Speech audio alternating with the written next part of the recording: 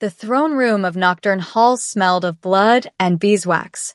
Not fresh blood, old blood, the kind that had seeped into ancient stone over centuries, mingling with the acrid tang of melted candles that never seemed to burn down. Torches blazed in iron brackets along walls carved with symbols I didn't recognize, casting shadows that seemed to move with predatory intent. The vaulted ceiling disappeared into darkness above us, and somewhere in that darkness, I knew they watched. I stood at the back of the tribute line, my fingers twisted in the rough fabric of my gray cloak. Beneath it, servants had forced me into silver silk that felt like a costume, like playing dress-up in someone else's life. I hadn't bothered to style my hair beyond the simple braid I'd worn for years, the same braid I'd worn scrubbing floors, hauling water, surviving. What was the point? I knew how this would end. It always ended the same way. Around me, the other girls preened. Noble-born daughters from wealthy families, offered as tribute not from desperation, but from ambition. Their gowns shimmered like captured starlight, their hair arranged in elaborate coils and braids woven with gems.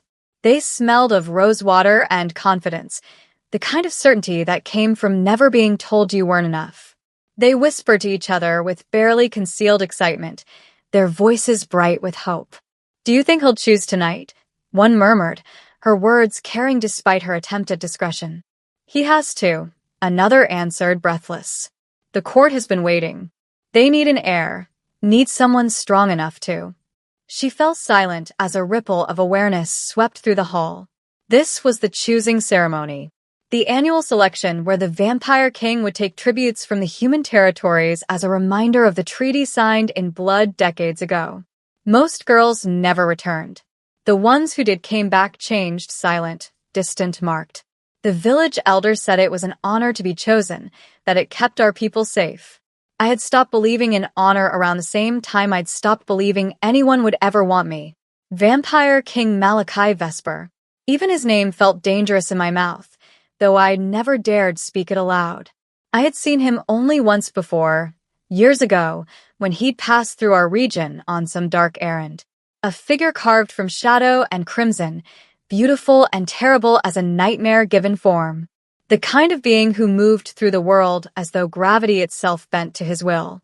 The kind of creature who would never notice a girl like me. A deep bell tolled, and the hall fell into suffocating silence. The carved doors at the far end, twice the height of any human and black as a starless sky, swung open without anyone touching them. Vampire nobility entered first, elegant figures in dark velvets and jewels that caught the torchlight like captured souls. They moved with inhuman grace, their pale faces beautiful and cold as death masks, their eyes sweeping over us with the detached interest of predators viewing livestock. My stomach clenched. I had never felt so human, so breakable, so utterly out of place. The nobles took their positions on the raised dais, arranging themselves in a semicircle around the massive throne that dominated the platform. The throne itself was a work of terrible artistry, black obsidian carved with scenes of conquest, inlaid with bone that might once have been human, draped with a mantle of blood-red velvet that pooled across the floor like spilled wine. And then he entered. King Malachi didn't walk into a room so much as he claimed it. The temperature dropped so sharply, I saw my breath mist in the air. The torches guttered and flared, shadows deepening as though bowing before him. He wore black armor etched with silver that seemed to move like living metal, a crimson cloak flowing behind him like a river of fresh blood. His face was severe and beautiful, sharp cheekbones, a mouth that looked like it had forgotten how to smile, eyes that burned with a crimson light that pinned you in place. Power radiated from him in waves that made my knees weak. Every instinct I possessed screamed at me to run, to hide, to make myself smaller than I already was. He took his place before the throne but didn't sit. His hands remained at his sides, and when his gaze swept across the gathered tributes, I felt the air leave my lungs. Those eyes saw everything, catalogued every weakness, measured every trembling breath. An elder vampire stepped forward, ancient and austere in ceremonial robes that whispered against stone. "We gather under sacred covenant, His voice echoed through the hall with unnatural resonance. The blood treaty that binds our kingdoms demands tribute. Tonight, our king will choose. Choose. Such a civilized word for what this was. My heart hammered against my ribs. This ceremony wasn't for me. It had never been for me. I was here because the village had to offer someone expendable, someone whose disappearance wouldn't matter. The unwanted girl who brought misfortune. The orphan with no family to protest. I was here to fill a quota, nothing more. I made myself smaller, shoulders hunching, gaze fixed on the floor. If I could just survive this night without being noticed, I could go back to my small life. Back to invisibility. Back to surviving one day at a time. Let the presentation begin, the elder commanded. One by one, names rang out across the hall. Noble daughters stepped forward with practiced grace, their movements rehearsed and elegant. Each girl approached the dais, sank into a deep curtsy before the king, and offered themselves with words honeyed by ambition and fear. I watched as the first girl, a beauty with midnight hair and a gown that must have cost more than my village made in a year, rose from her curtsy and lifted her eyes to the king. Hope radiated from her like heat from a flame. King Malachi's expression remained carved from ice. He studied her for 3 heartbeats, then gave a slight, dismissive shake of his head. She stumbled back, shock and humiliation flooding her face. Another name. Another girl stepping forward, this one with auburn curls and a nervous smile. Another curtsy. Another offering. Another rejection. The pattern repeated.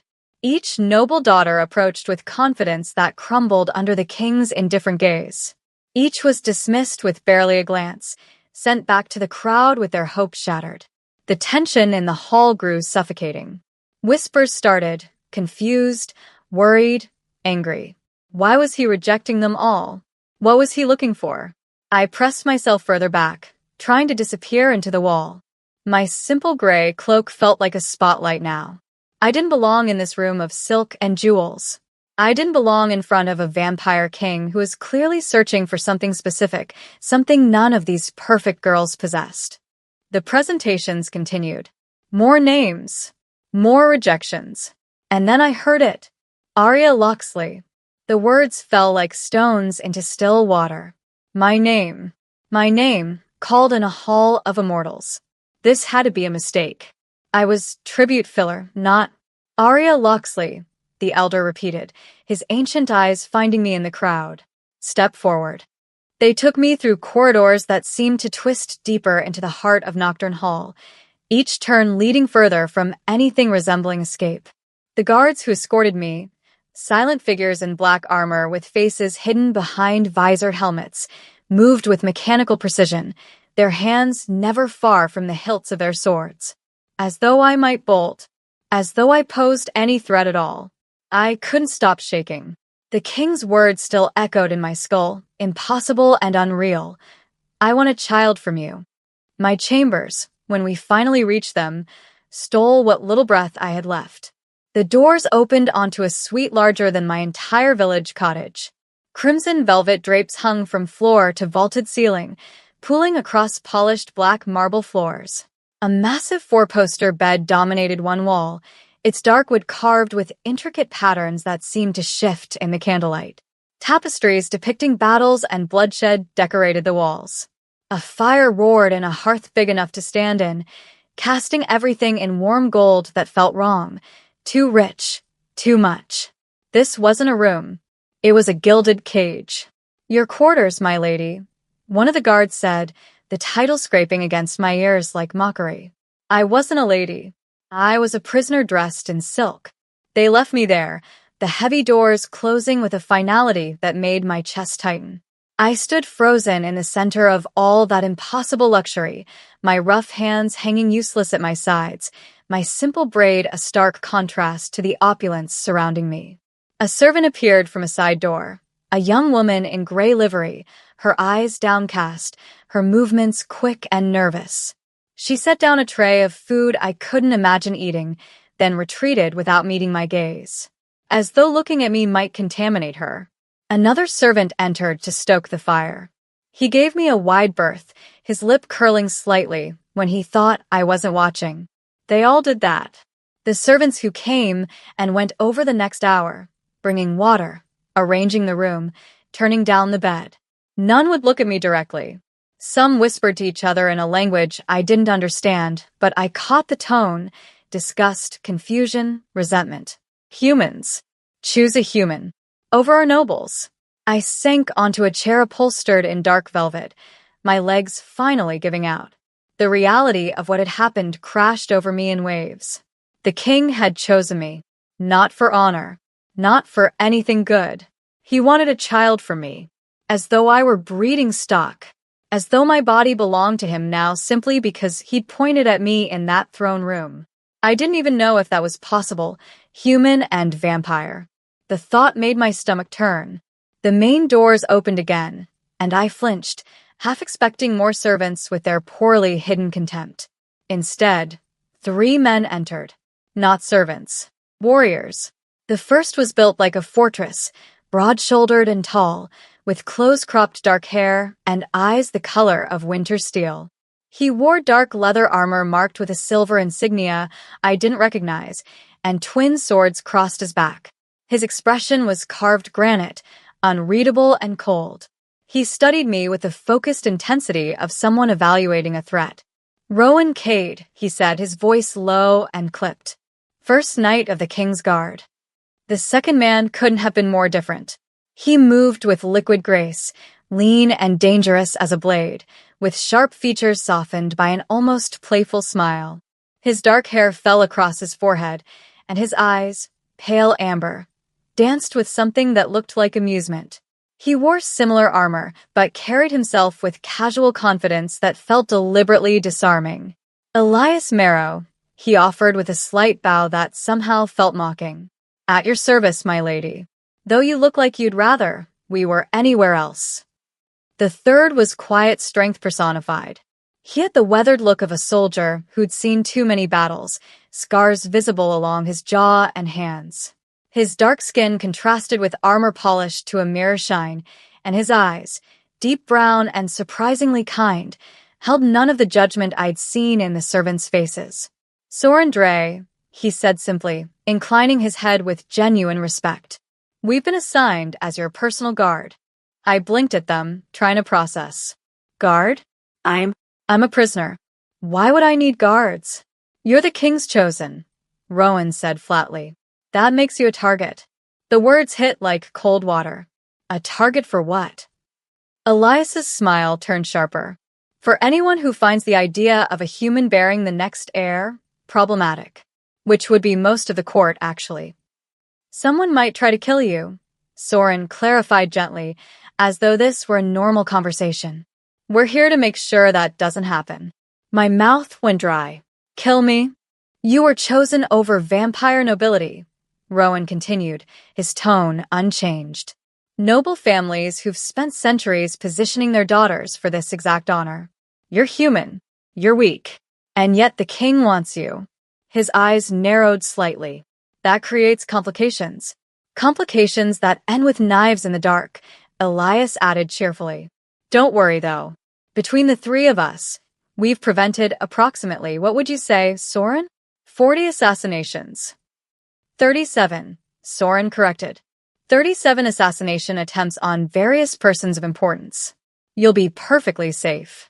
I couldn't tell if he was joking. From his expression, I didn't think he was. "I didn't ask for this," I whispered, hating how small my voice sounded. "No one ever does," Rowan said, something almost sympathetic flickering across his face before the granite mask returned. "But it doesn't matter what you asked for. You're here now. And we'll keep you alive whether you want us to or not." They stayed for a while after that, explaining routines I barely heard. Rowan outlined security protocols. Elias pointed out the bell cord I could pull if threatened. Soren showed me the concealed door that led to a fortified escape route. All I could think was, I need 3 legendary warriors to keep me alive until the king decides what to do with me. Later, I didn't know how much later, a knock came at the door. The knights straightened immediately, hands moving to weapons, then relaxed as the door opened. King Malachi entered alone. The room felt smaller with him in it. He'd removed his armor, dressed now in a simple black shirt and dark trousers, but it did nothing to diminish his presence. Those crimson eyes found me where I sat frozen in my chair, and for a moment, neither of us spoke. "You may leave us," he said quietly to the knights. They hesitated. I saw Rowan's jaw tighten, but they obeyed, filing out and closing the doors behind them. The silence stretched taut as a bowstring. "Why?" The word escaped before I could stop it. "Why me? I'm nobody. I'm human. I'm exactly what I need," he said, his voice soft as shadow. "That's not an answer." Something flickered in his expression. "It's the only answer I can give you tonight. Will you?" I forced myself to meet those burning eyes. "Will you force me?" He was silent for a long moment. When he finally spoke, his voice carried an edge I couldn't identify. "No. When you come to me, it will be your choice. When, not if." He turned toward the door, then paused. "The court will test you. Some will try to break you. Others will try to kill you." He glanced back, and in the firelight, I could almost imagine I saw something human in his face. "Survive, Arya Loxley. That's all I ask." Then he was gone. I sat in that too large chair, in that too beautiful room, and tried to understand how my life had become this. How I'd gone from unwanted village girl to a vampire king's chosen in a single night. A soft knock came at the door an hour later. I didn't answer, but it opened anyway. A vampire noblewoman glided in, elegant in midnight blue silk, her pale face beautiful as a porcelain mask. She smiled, but it never reached her eyes. "The human," she said, her voice honey over poison. How quaint. I stood, instinct telling me to run, even though there was nowhere to go. She circled me slowly, like a cat with a mouse. "You think he'll keep you?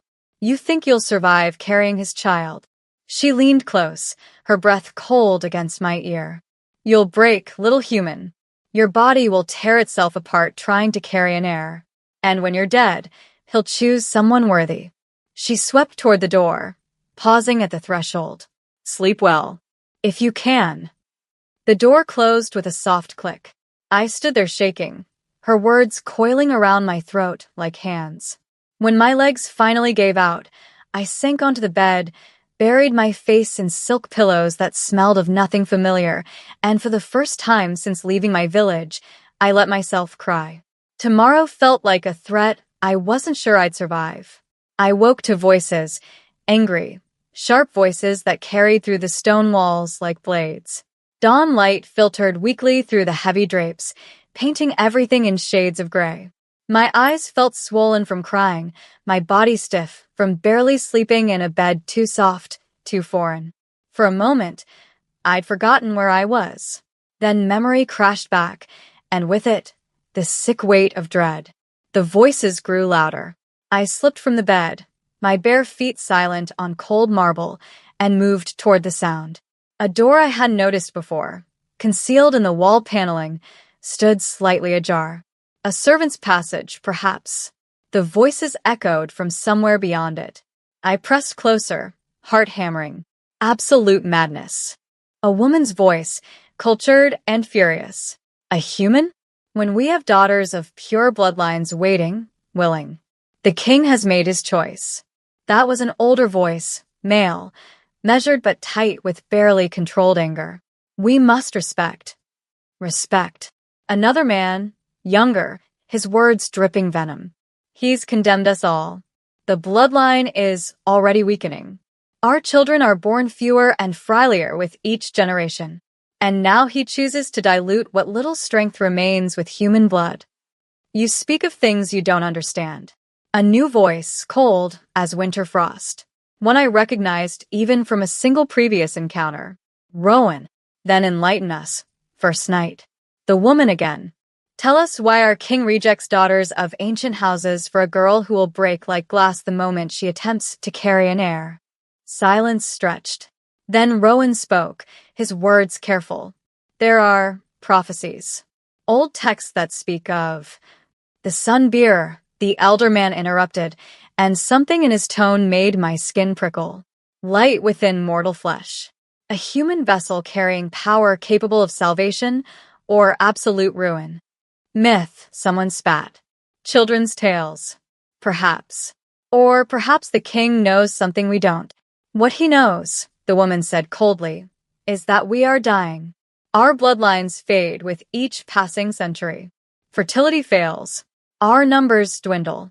And instead of finding a solution within our own kind, he pins his hopes on a human girl who will be dead within the year.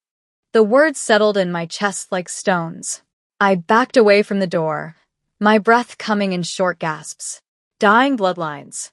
Ancient prophecies. Power that could save or destroy them. Sunbeer. What did any of it mean? Footsteps in the main corridor sent me scrambling back to the bed. I'd just pulled the covers over my lap when my chamber doors opened and Malachi entered without knocking. He looked different in daylight, or what passed for daylight in this place of eternal shadow. Still beautiful, still terrifying, but somehow more tangible. Real. His dark hair was slightly disheveled, and exhaustion shadowed his eyes. You heard them, he said quietly. Not a question. I saw no point in lying. Yes. He moved to the window, pulling back the drapes to reveal a landscape of storm-dark skies and mountains sharp as teeth. They're not wrong to fear. What I'm asking of you, what I need from you, it's never been done successfully. Then why? I stood, wrapping my arms around myself. If it's so dangerous, if I'm so wrong for this, why choose me at all? He turned to face me, and in the dim light, I saw something I hadn't expected. Vulnerability. My people are cursed, he said, his voice low. 3 centuries ago, a witch we condemned placed a blood curse on our entire race. With each generation, we weaken. Fewer children are born. Those who are born are fragile. We're dying, Arya. Slowly, but inevitably. And you think a human can save you? Not just any human. He took a step closer, his presence filling the space between us. The texts speak of a sunbeer, a mortal born with dormant light in their veins. Power opposite to ours, complementary to ours. A child born from that union wouldn't just be strong. They would be transcendent, capable of breaking the curse entirely. I stared at him, trying to process. And you think I'm this? Sunbeer. I know you are. His crimson eyes held mine. I've lived 800 years. I've learned to sense power, even when it sleeps. The moment you entered that throne room, I felt it. Light burning beneath your skin like a caged sun. My hands trembled. I don't feel powerful. I feel terrified. Fear and power often walk hand in hand. He moved closer still, close enough that I could see the intricate silver threading in his black shirt, smell something like winter wind and old parchment. I won't force you, Arya. I meant what I said, but I also won't let you leave. Then I am a prisoner. The words came out sharper than intended. You're a necessity. He lifted his hand, and I flinched, but he only tucked a loose strand of hair behind my ear with surprising gentleness. The difference is what you choose to do with your cage. His fingers lingered near my face, and I felt the coldness of his skin, the carefully leashed strength in his touch. His crimson cloak brushed against my borrowed nightgown, the fabric whispering like secrets. And if I refuse? I whispered. If I never choose you? Something dangerous flickered in his eyes. Not anger, but something deeper. Hunger, barely contained. Then we all fall into darkness, he said softly. My people, your people, everyone is bound by the treaty. The curse will consume us, and when we finally break, the war that follows will drown the world in blood. He stepped back, breaking the moment, leaving me cold where his presence had been. The knights will train you starting today. Etiquette, defense, the politics of this court. You'll need every skill they can teach you if you're to survive here. He moved toward the door, then paused. I know you didn't ask for this fate, Arya, but fate rarely asks permission. Then he was gone, leaving me alone with prophecies I didn't understand, and a choice that wasn't really a choice at all. The days that followed blurred together in a haze of overwhelming newness. Rowan taught me to defend myself, basic strikes, how to hold a blade, where to aim if someone attacked. His instruction was clinical, efficient, utterly devoid of warmth. Elias taught me the intricate dance of court politics, pointing out which nobles to avoid, which servants might be spies, how to read a smile that meant murder.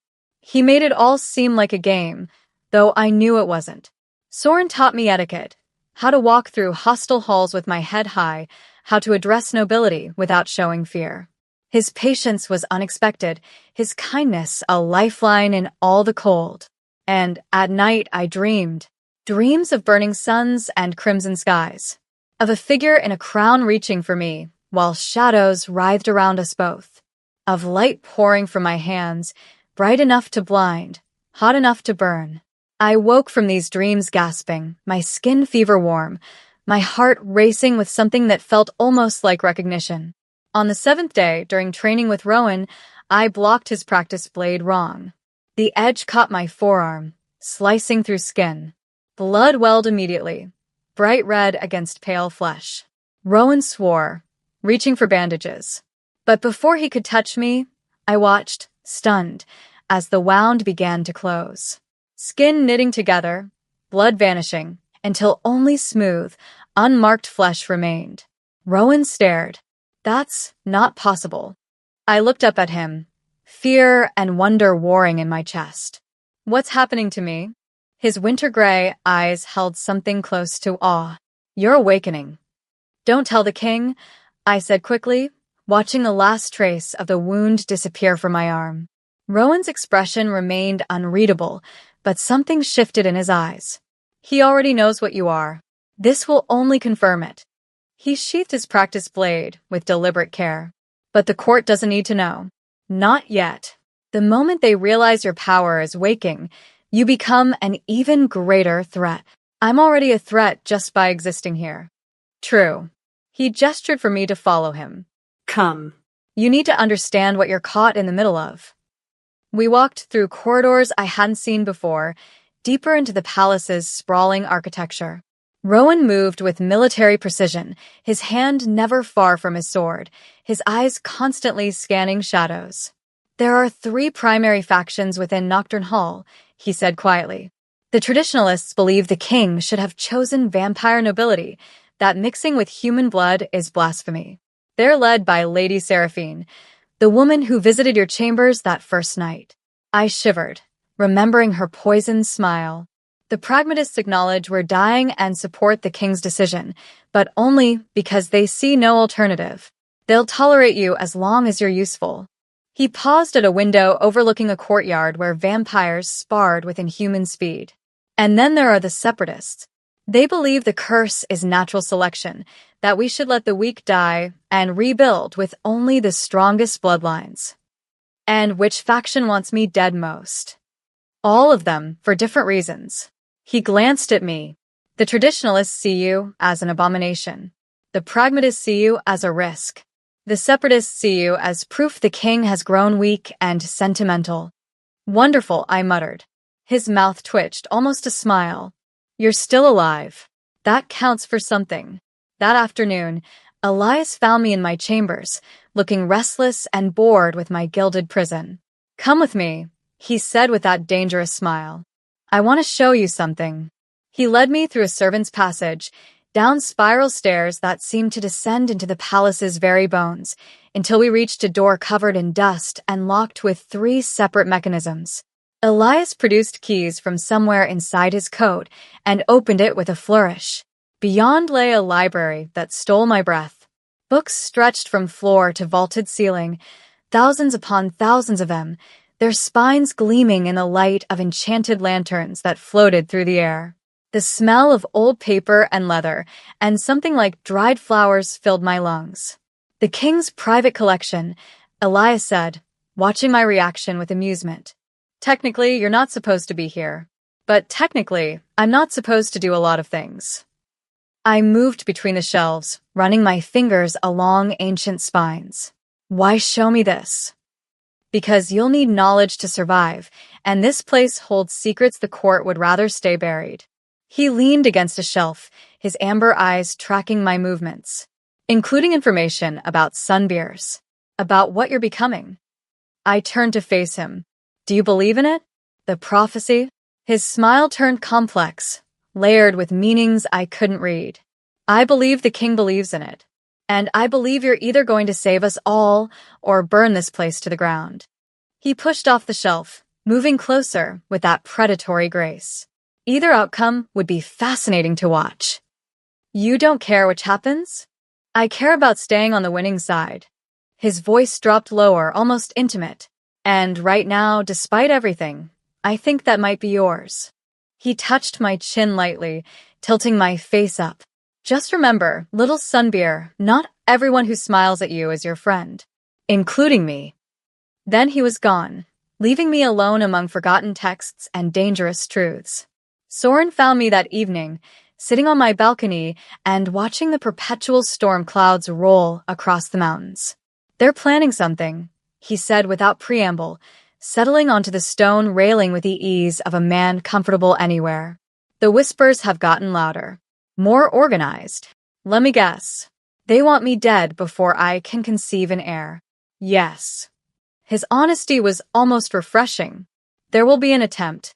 Soon. Maybe during the banquet tomorrow night. My stomach dropped. What banquet? The king is formally presenting you to the court. A declaration of intent. He met my eyes steadily. It's a trap, Arya. For them or for you. I'm not yet sure. But you'll need to be ready. The next evening, servants dressed me in midnight blue silk that hugged my frame and made my skin look luminous. They wove my hair into an elaborate style I'd never have managed myself and placed a silver circlet on my brow. I looked like someone else in the mirror. Someone who might belong here. The banquet hall was a cathedral of excess, vaulted ceilings painted with scenes of ancient victories, tables laden with food and wine, and vampires dressed in their finest, all watching me with expressions ranging from curiosity to open hostility. Malachi was already seated at the high table, resplendent in black and crimson. When I entered, escorted by the 3 knights, he rose. The entire hall followed suit, the scrape of chairs echoing like thunder. He descended the dais and extended his hand. I took it, feeling the coldness of his skin through my own sudden heat. You look like a queen, he murmured, low enough only I could hear. I feel like prey. Good. Never forget what surrounds you. He led me to the seat beside his own, a position of honor that sent murmurs rippling through the crowd. The meal was a performance. Nobles approached our table in carefully orchestrated intervals, each offering congratulations that felt like threats, compliments that carried barbs. Lady Seraphine made her curtsy, her smile sharp as broken glass. How charming! The little human cleans up nicely. Before I could respond, another noble, a man with silver hair and eyes like chips of ice, leaned forward. Tell me, girl, can you even read? Or shall we need to teach you letters along with everything else? Laughter rippled around us. Something hot flared in my chest. The same warmth I'd felt when healing. I can read, I said clearly, meeting his gaze. Can you think? Or is cruelty the only language your ancient mind still comprehends?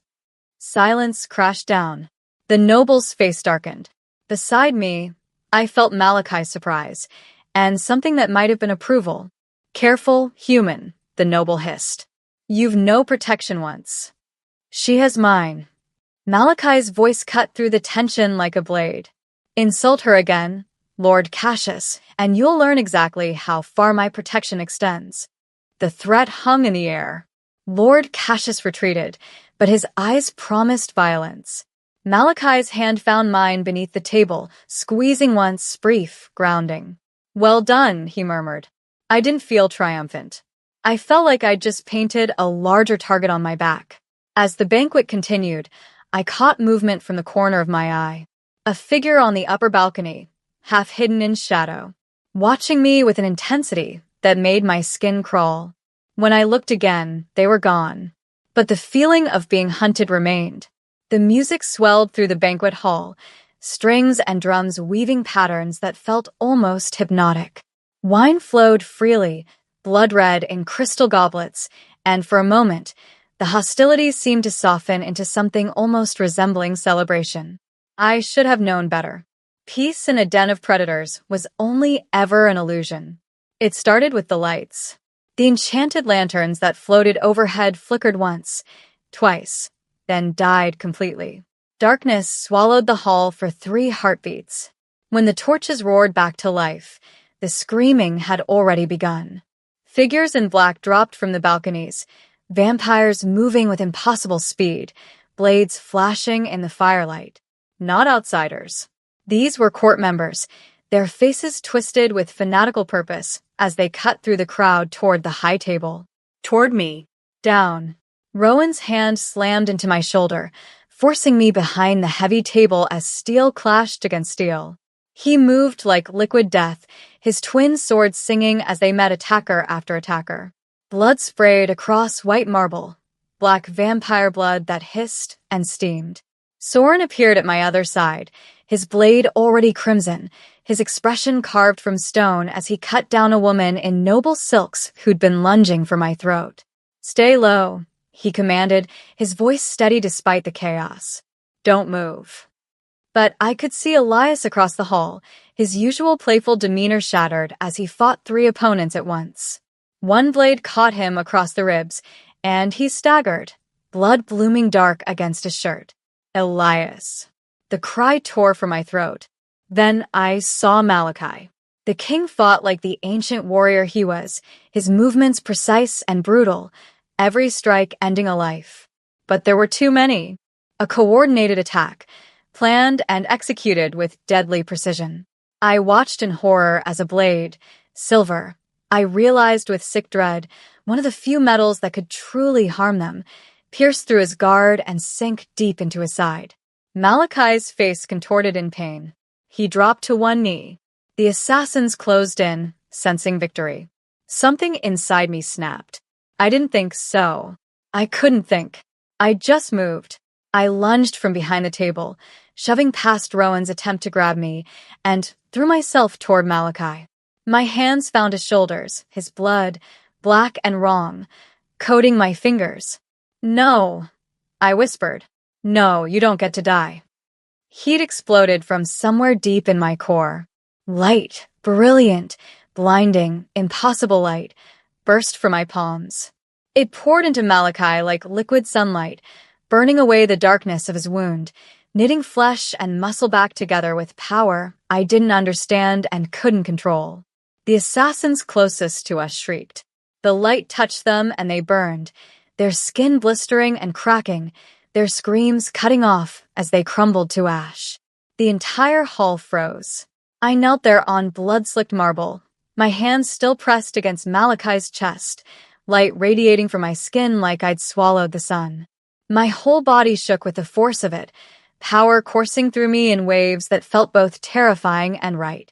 Malachi stared up at me, his crimson eyes wide with something I'd never seen in them before. Awe. The remaining assassins fled. Some of the nobles watching from the edges of the hall dropped to their knees. Others backed away, horror written across their perfect faces. I had just proven exactly what I was. And they would never forget it. Slowly, the light faded.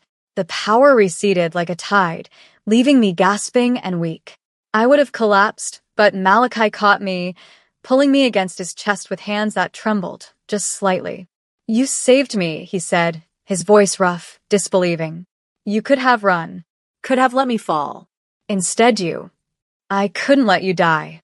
The words came out barely above a whisper.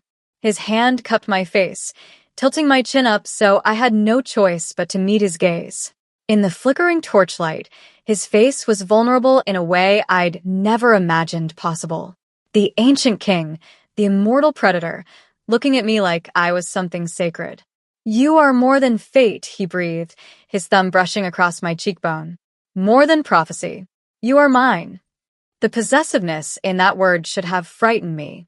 Instead, it sent heat curling through my stomach, dangerous and unwanted.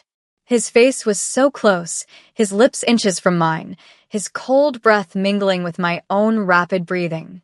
Around us, the hall remained frozen in stunned silence. Blood pooled across the marble. Bodies, or what remained of them, littered the floor. The three knights formed a protective circle around us, their weapons still drawn, but their eyes kept darting to me, to the girl who burned like sunlight. Malachi helped me stand, keeping one arm around my waist when my legs threatened to give out. He turned to address the hall, his voice carrying absolute authority despite what had just happened. "Let this be a lesson," he said coldly. "Any who move against her move against me. Anyone who harms her will burn." His arm tightened around me.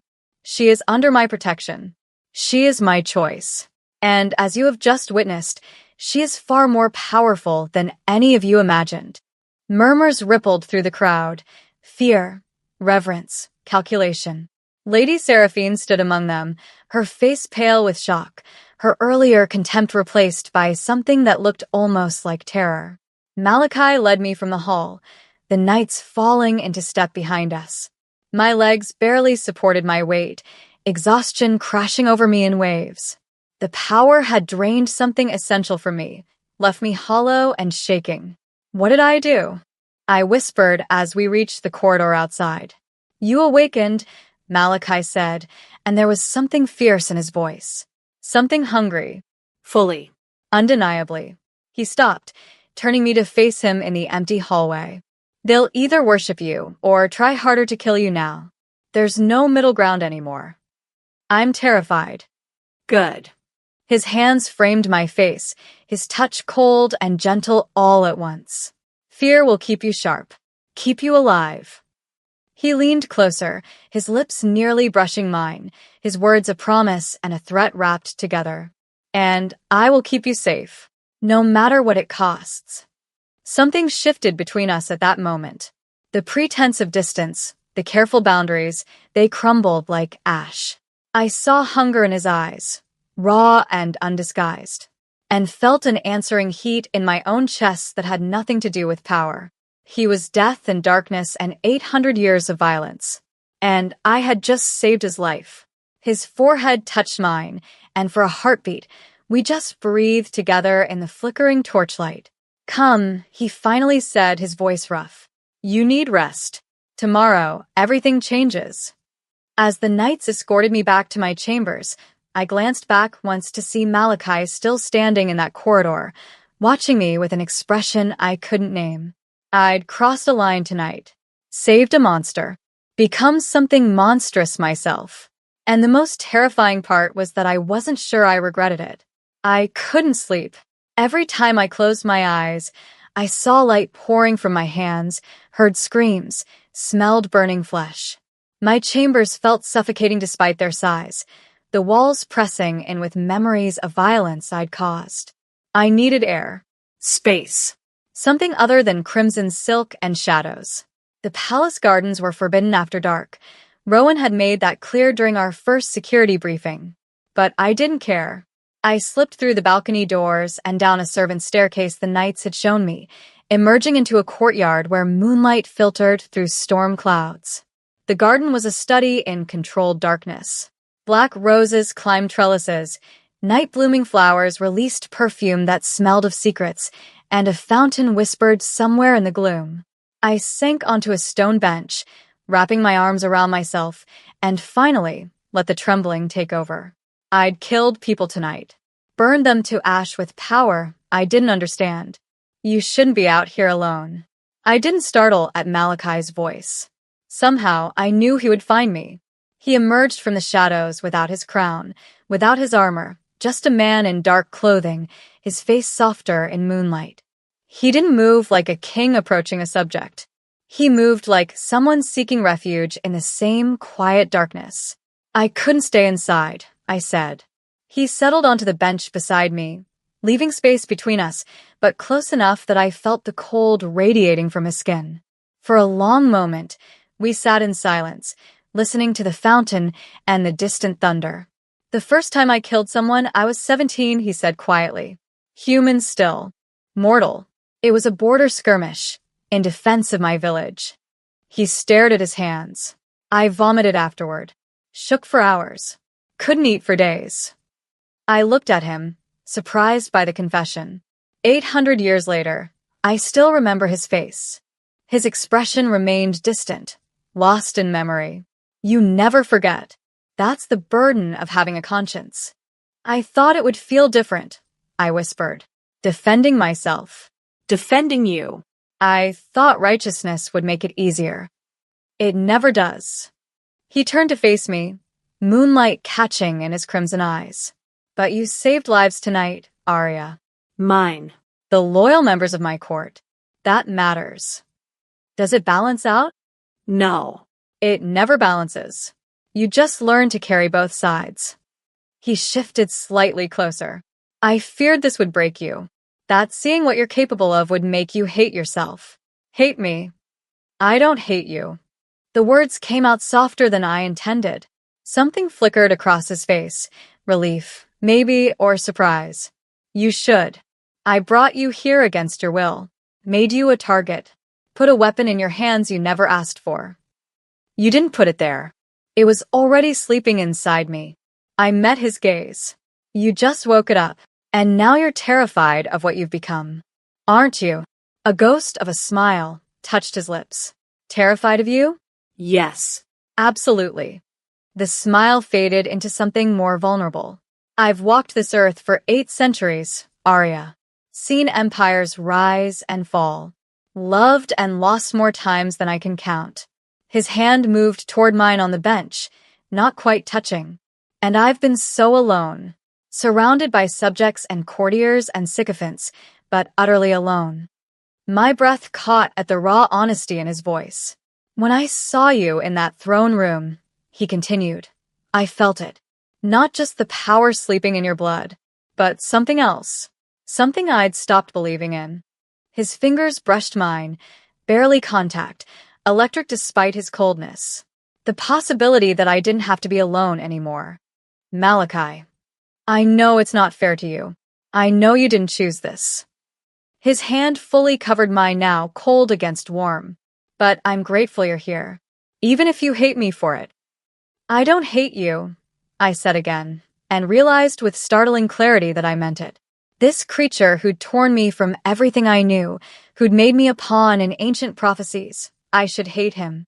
But sitting here in the moonlight, seeing the loneliness carved into his ancient eyes, I felt something far more dangerous than hatred. Understanding. Connection. The beginning of something that terrified me more than any assassin's blade. He lifted my hand, studying it in the pale light. You have scars, he observed, tracing the calluses on my palms. From work. From surviving. I wasn't born into luxury. No. You were forged in hardship. He looked up, his gaze intense. That's why you're strong enough for this. Why didn't you shatter tonight? Our faces were close now, breath mingling in the cold air. His eyes dropped to my lips, and I saw hunger there, carefully controlled but undeniable. My heart hammered against my ribs. Arya, he breathed, his voice rough. The moment stretched, taut as a bowstring. Then footsteps echoed from the palace, and we both pulled back, the spell broken. Soren appeared at the garden entrance, his expression apologetic. Forgive the interruption, Your Majesty, but the council requests your presence. Malachi stood, frustration flickering across his face before the mask of kingship settled back into place. Of course. He looked down at me. Will you be all right? I nodded, not trusting my voice. He left with Soren, but not before his fingers brushed my cheek. Brief, tender, promising. 2 days later, the knights took me riding beyond the palace walls for the first time. The countryside was harsh beauty, dark forests and jagged mountains under perpetual twilight. We rode through villages where humans and vampires coexisted in uneasy balance, the humans offering tribute, the vampires offering protection from things worse than themselves. People stopped to watch us pass. Some bowed. Others made warding signs. A few whispered the word I'd heard in the palace halls. Sunbearer. They're afraid of you, Elias observed, his tone amused, but also hopeful. Quite the combination. They don't even know me. They know what you represent, Rowan said from my other side. Change. Power. The possibility of something different. When we returned, Malachi was waiting in the courtyard. He dismissed the knights with a gesture and approached me as I dismounted. "I have something for you." He produced a pendant from his coat, a silver sun wrought with intricate detail, hanging from a delicate chain. "It's been in my family for 6 centuries. A protection charm, forged by a witch who owed us a debt." He stepped behind me, fastening it around my neck. His cold fingers brushed my skin, lingering perhaps a moment longer than necessary. "It will shield you from certain magics," he murmured close to my ear. "And it will let me find you, should you ever need me." I touched the pendant, feeling its warmth against my chest, a strange contrast to everything else in this place. "Thank you." He came around to face me, and in the courtyard's torchlight, I saw something in his expression that made my breath catch. Not the calculating king, not the ancient predator, just a man looking at a woman he was beginning to care for. "Walk with me?" he asked, offering his hand. I took it, and as we moved through the palace halls together, our fingers intertwined, I realized something that should have terrified me. I was beginning to care for him too. Training became my anchor in the days that followed. Every morning, Rowan drilled me in combat, not just blade work now, but power control, teaching me to summon the light without letting it consume me, to direct it with precision instead of desperate instinct. "Focus," he commanded as I struggled to maintain a steady glow in my palms. The power responds to emotion, but you can't let emotion control it. Find the center. Calm. Sweat beaded on my forehead despite the cold. The light flickered, surged, then steadied into a warm radiance. Rowan's expression remained granite, but I caught the slight nod of approval. "Better." Again. Soren taught me endurance, how to fight when exhausted, how to push past pain, how to survive when everything in you screamed to give up. "You'll face worse than assassins," he said as I blocked his strikes, my arms trembling with fatigue. "You'll face doubt, Fear. the weight of what you're becoming. You need to be stronger than all of it." I don't feel strong. Strength isn't about feeling. It's about choosing to stand when falling would be easier. He pressed his attack, forcing me back. "Now prove it." I did. Elias's lessons were different, deadlier in their own way. He taught me to read the court like a text written in blood and politics. "Lord Cassius smiled at you during breakfast," he said as we sat in a small receiving room. What did it mean? That he's planning something. More specific. I thought back, analyzing. His smile didn't reach his eyes. He watched my hands more than my face. He's afraid of my power, but trying to hide it with false courtesy. Excellent. Elias leaned back, his amber eyes gleaming. Fear masked as friendship is the most dangerous weapon in this court. Never forget that everyone who smiles at you wants something. Even you? His smile turned sharp. Especially me. I spent my evenings in the hidden library, searching for answers among ancient texts. It was there 3 weeks after the assassination attempt that I found it. A scroll so old the parchment cracked at my touch, written in a language I somehow understood despite never learning it. As though the words spoke directly to something in my blood. The Sunbearers are the last children of the Dawn Court, mortals blessed with the light of creation. Born once in a generation, if at all. They carry within them the power to heal or destroy, to illuminate darkness or burn it to ash. They are balanced incarnate, the counterweight to shadow. My hands trembled as I read further. In the time of severance, when darkness consumed the land, the Sunbearers made a covenant with the Night Court. Light and shadow, bound in sacred union, creating children who belong to both worlds and neither. These unions saved the realm from destruction. But the bloodline has faded. The gift grows dormant. And should the last Sunbearer die without passing on the light, the balance will shatter forever. You found it. I spun to find Malachi standing in the doorway, his expression unreadable. How long have you known? I asked, my voice shaking. That I'm the last? Since the moment I felt your power in that throne room. He moved closer, his footsteps silent on stone. I've searched for a Sunbearer for 2 centuries, Arya. Sent scouts across every human territory. Found nothing. I'd begun to believe the bloodline was extinct. And if it is, if I die before, then we all fall. He took the scroll from my hands, setting it aside. The curse will consume my people completely. The humans will lose their protection. The things we keep at bay in the dark places of the world will be free to hunt. His crimson eyes met mine. The balance will break, and chaos will devour everything. The weight of it crushed down on me. That's too much. I'm just. You're not just anything. His hands framed my face, forcing me to meet his gaze. You are light made flesh. You are hope incarnate.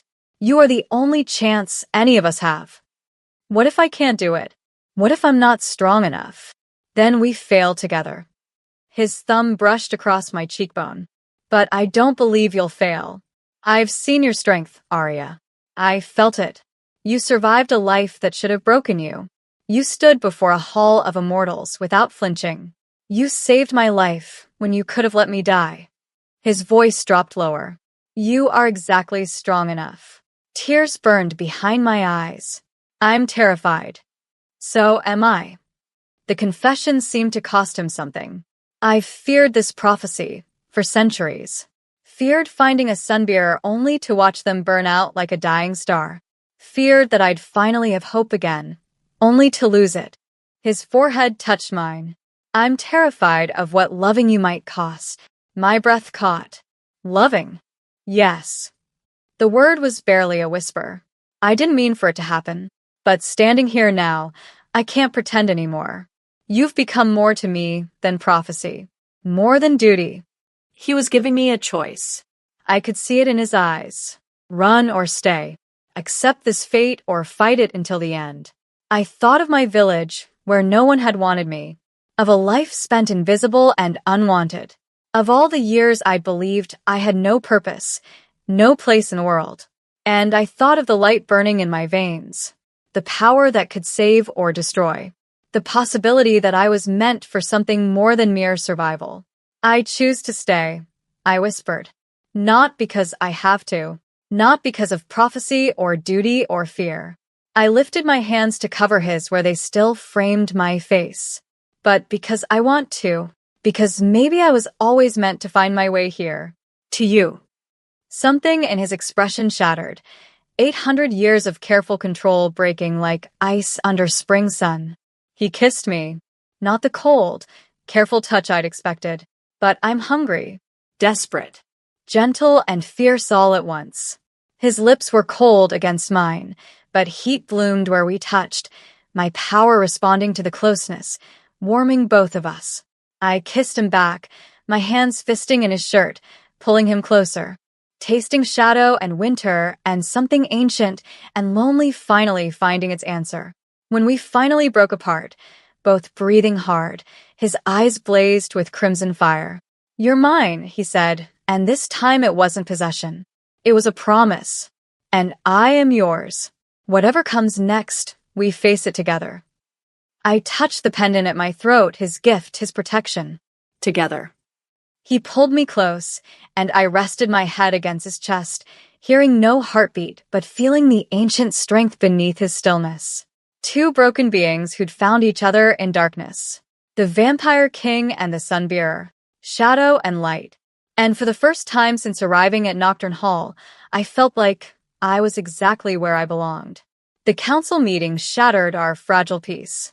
I wasn't supposed to attend, but Malachi insisted I stand beside his throne as the vampire lords gathered in the war room, a circular chamber with maps carved into the walls and a table hewn from a single piece of black stone.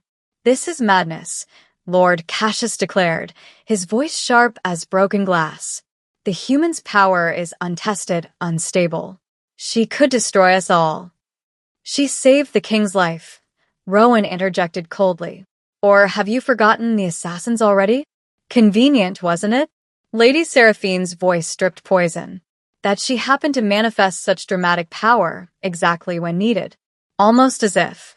Choose your next words carefully. Malachi's voice was soft, deadly. You're implying treason. I'm implying caution, Your Majesty.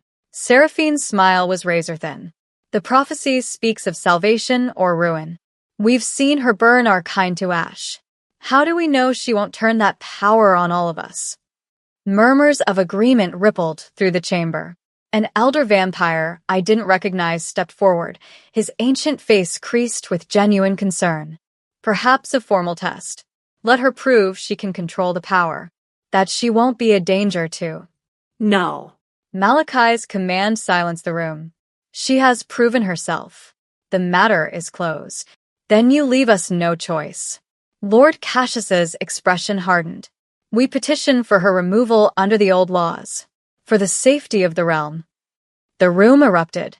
Voices clashed, nobles taking sides, the careful political balance Malachi had maintained shattering before my eyes. And through it all, I felt the heat building in my chest. The light responding to my anger, my fear, the overwhelming pressure of being judged by immortals who saw me as nothing but a threat. Enough. My voice cut through the chaos. Silence fell, shocked.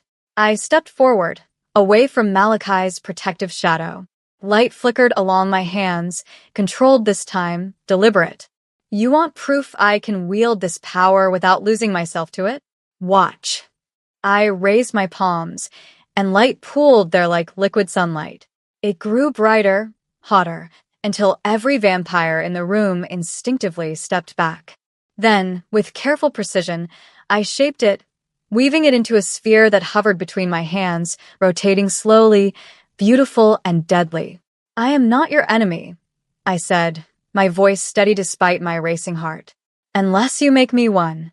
I closed my hands, and the light vanished as if it had never existed. The silence stretched taut. Then Soren dropped to one knee.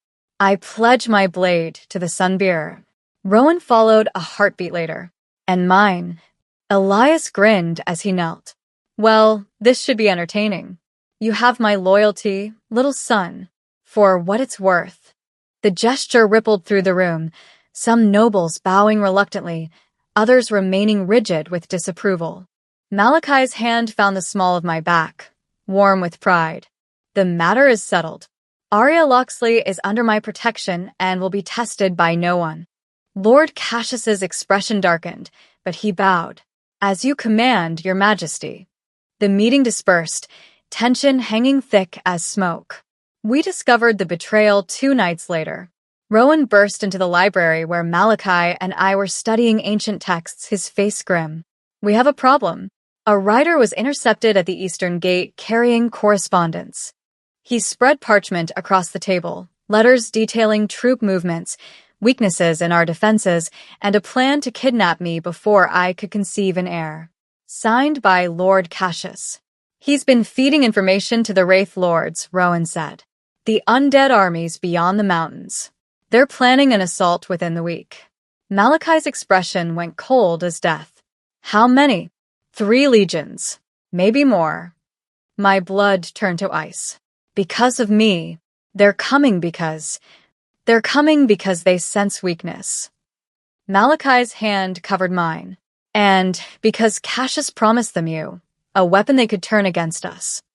We arrest him immediately, Soren said from the doorway, his hand already on his sword. No. Malachi's voice was quiet, calculating. Let him think we don't know. Let him make his move where we can see it. It happened at midnight. I woke to hands clamping over my mouth, dark figures surrounding my bed. Not vampires, something worse. Wraiths, their forms half-solid shadow, smelling of rot and grave dirt. I didn't scream. I burned. Light exploded from me in a wave that sent them shrieking back, their forms dissolving like smoke in sunlight. The doors burst open and the knights charged in, followed by Malachi, his eyes blazing with fury. Lord Cassius stood in my doorway, his expression shocked that his undead assassins had failed. Treason, Malachi said softly. You brought wraiths into my home. Sold out your own kind. For survival, Cassius spat. She'll doom us all. Better to give her to them and save ourselves. You've doomed only yourself. Malachi moved with inhuman speed, and Cassius fell, lifeless, before he could draw breath to beg. The message was clear. Absolute. Final. The next morning, Malachi assembled the court in the throne room. I stood beside him as he placed a pendant around my neck, not the sun charm, but the royal sigil, a crown encircled by thorns, wrought in silver and onyx. Arya Loxley is my chosen queen, he announced, his voice carrying absolute authority. Any who move against her move against the crown itself. Gasps rippled through the assembled nobles. War comes, he continued. The Wraith Lords march on Nocturne Hall, seeking to destroy what we've built. We will meet them on the field and remind them why they fear the night. The court erupted in preparation. Warriors readying weapons, mages fortifying defenses, the entire palace transforming into a war machine. That evening, I found Malachi on the battlements, staring at the distant mountains where enemy fires burned like malevolent stars. You can't go out there, he said before I could speak. I won't risk losing you. You don't get to make that choice. I moved beside him, the wind whipping my hair. I'm not some fragile thing to be locked away while you fight. You're too important. I'm the Sunbear. I met his gaze fiercely. My power was meant for this. To stand against darkness. To fight beside you. I took his cold hand in my warm one. I didn't choose to stay just to hide when things got dangerous. He pulled me close, his forehead against mine. I can't lose you. Not now. Not when I've just found you. Then we make sure neither of us falls.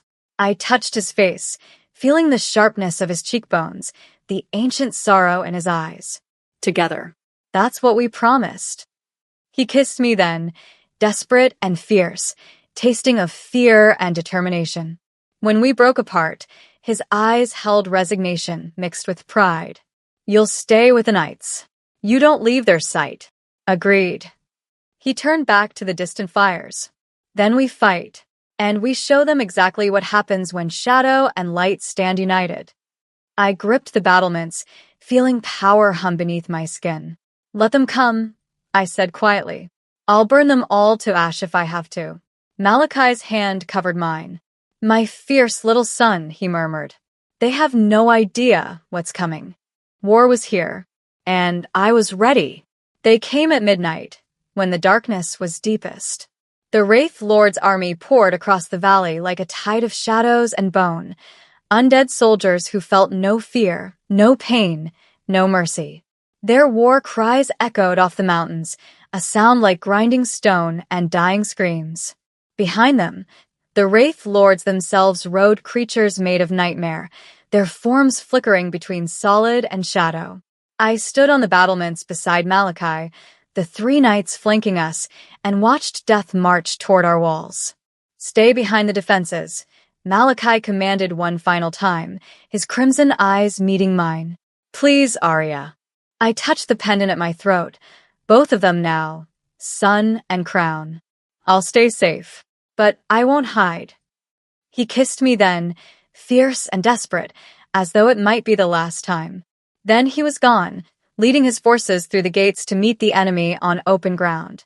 The battle was chaos incarnate. Vampire warriors moved like liquid death through the undead ranks, their blades singing. But for every wraith that fell, two more seemed to take its place. Dark magic crackled through the air, and the screams of the dying, vampire and undead alike, filled the night with horror.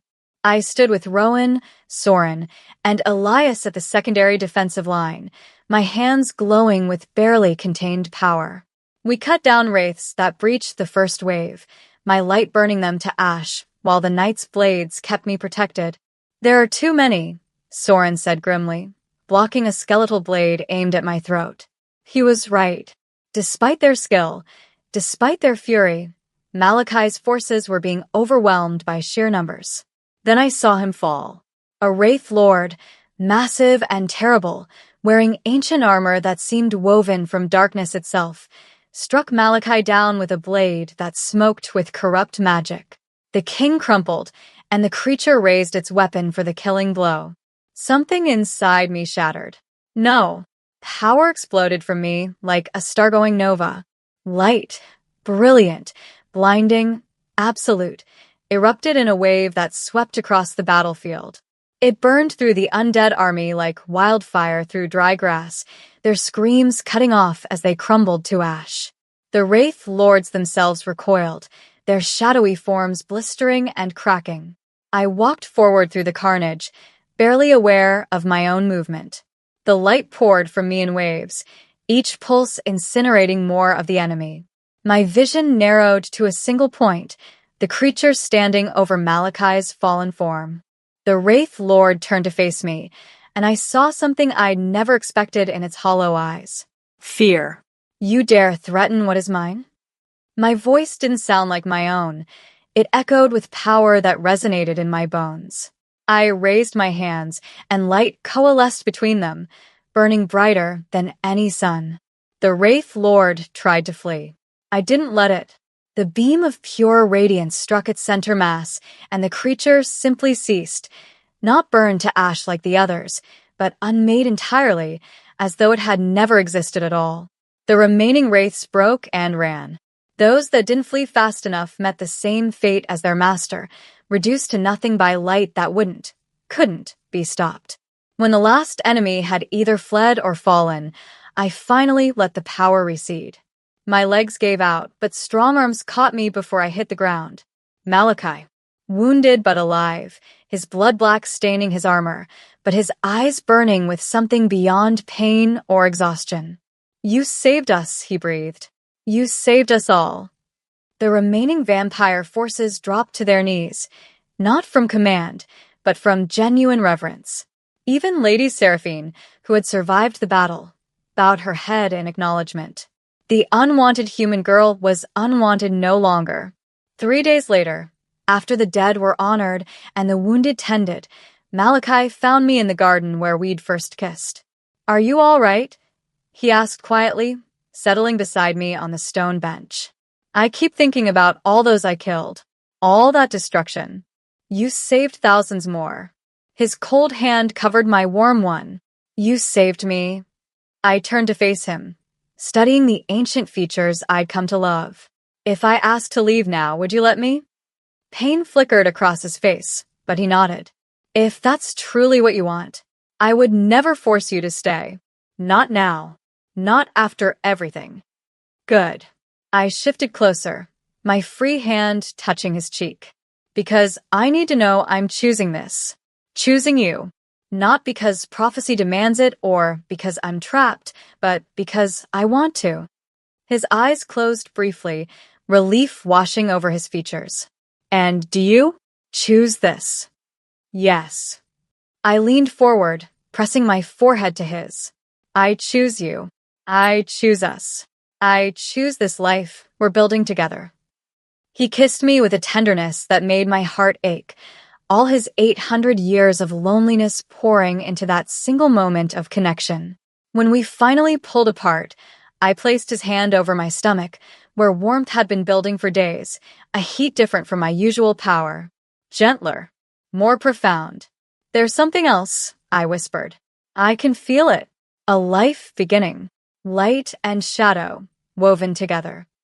Malachi's eyes widened, his hand pressing more firmly against my abdomen as though he could sense it too. When he looked up, his expression held wonder I'd never imagined possible from the ancient vampire king. "A child," he breathed. "Our child. The heir the prophecy promised." I smiled through sudden tears.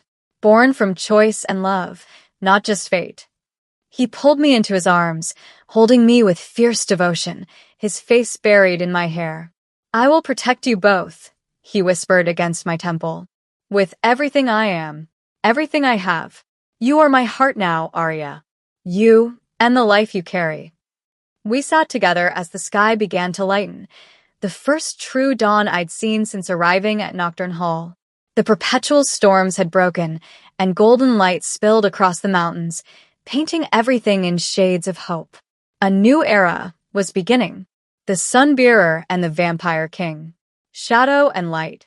Two broken beings who'd found each other in darkness and chosen to build something beautiful from the ruins of their pasts. And within me, their child, the first of a new bloodline, grew strong with the warmth of sunfire and the strength of endless night. The curse would break. The kingdom would heal, and we would face whatever came next together. Always together.